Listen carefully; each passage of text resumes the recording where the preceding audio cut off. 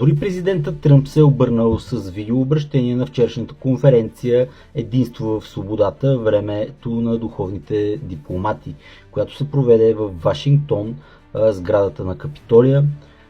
И забележете, платформа предостави АЛЛАТРА под патронажа на пастор Марк Бърнс, който е духовният наставник на Доналд Тръмп.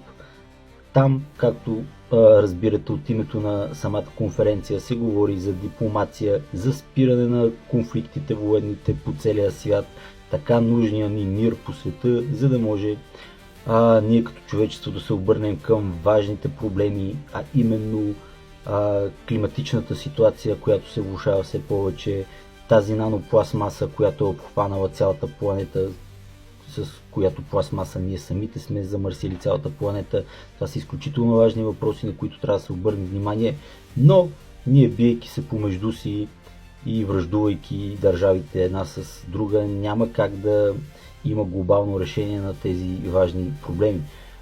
Тази конференция отваря вратите точно именно за такива действия, спиране на конфликтите по света, военните, и обръщане на внимание на климата. Но на първо място трябва да се разбере кой оклевети АЛЛАТРА, защото забележете, АЛЛАТРА ето такова вече на такива големи равнища прави конференция, но преди години не бяхме чути за тези важни проблеми, когато се обръщахме към човечеството. Ние продължаваме да се обръщаме към човечеството, защото обаче тези антикултисти по поръчка на едни определени лица, такъв кръг от заинтересовани лица, които държат големи капитали в Сибир, бяхме поръчани да ни оклеветят за секта. И оттам човечеството не възприе на сериозно информацията, която предоставят учените на АЛЛАТРА.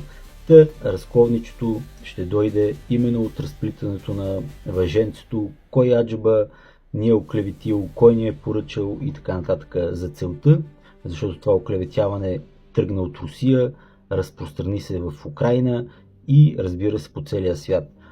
Та на 5 февруари ще има нова конференция, ето обложката, обявлението, тя ще бъде специално за Украйна, с призиви там за спиране на конфликта в Украйна, с призиви за помощ, на украинския народ, за възстановяване след войната на инфраструктура и на всичко там в Украйна. Отново на платформата на АЛЛАТРА, отново с участието на пастор Марк Бърнс.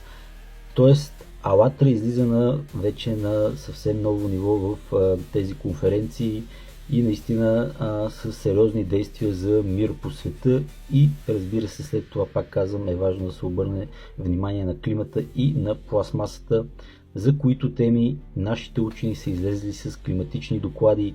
Имаме филм, последния филм, научно-популярен, документален, който излезе, надявам се да излезе скоро и на български, "Нанопластмасата, заплаха за живота", очаквайте скоро с превод на български. Следете събитията, нещата са динамични, променят се бързо в света, както забелязвате, и очакваме промени за добро и за мир по света. Чао!